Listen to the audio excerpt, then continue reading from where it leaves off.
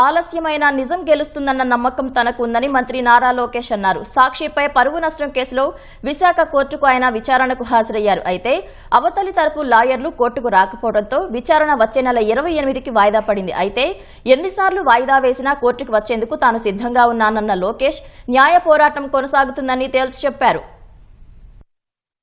ఉన్నప్పుడు విశాఖపట్నానికి అనేక సార్లు వచ్చాను. లాంజ్ లో నా పైన దాదాపు 25 లక్షల రూపాయలు ఆనాటి తెలుగుదేశం పార్టీ ప్రభుత్వం ఖర్చు పెట్టిందనే వార్త వేస్తాం జరిగింది. అప్పుడే నేను లీగల్ నోటీస్ కూడా జారీ చేశాను. మీరు క్షమాపణ చెప్పాలి, నేను ఎక్కడ ఆధారాలు లేవు, రాజ్యాంగం చాలా స్పష్టంగా ఆధారాలతో ప్రింట్ చేయాలి అని చెప్తుంది. అంతేగాని ఆధారాలు లేకుండా ప్రింట్ చేస్తే అది డిఫమేటరీ నేచర్ అని చాలా స్పష్టంగా చెప్తుంది.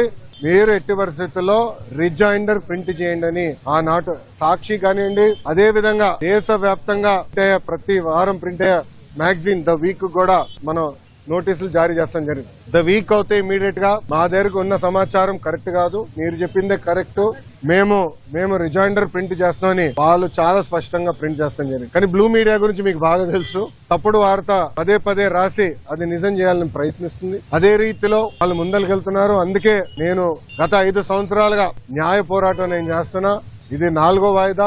ఎన్నిసార్లే నేను వస్తాను, ఎందుకంటే నిజం నా వైపు ఉంది. గతంలో కూడా మీకు చెప్పాను. ఈ రోజు కూడా మంత్రి హోదాలో నేను వచ్చినప్పుడు పార్టీ ఆఫీసులో బస్సులో పడుకుని సొంత భోజనం నేను తింటున్నా తప్ప ప్రభుత్వం దగ్గర నుంచి కనీసం ఒక్క వాటర్ బాటిల్ కూడా నేను తీసుకోవట్లేదు. నేను ఇక్కడికి వచ్చిన వాహనం కూడా నా సొంత వాహనం, దాంట్లో డీజిల్ కూడా పోసుకుని నా సొంత నిధులతో. ఎక్కడ ప్రభుత్వం పైన ఆధారపడకూడదని మా తల్లి భువనేశ్వరి గారు నాకు చిన్నప్పటి నేర్పించారు.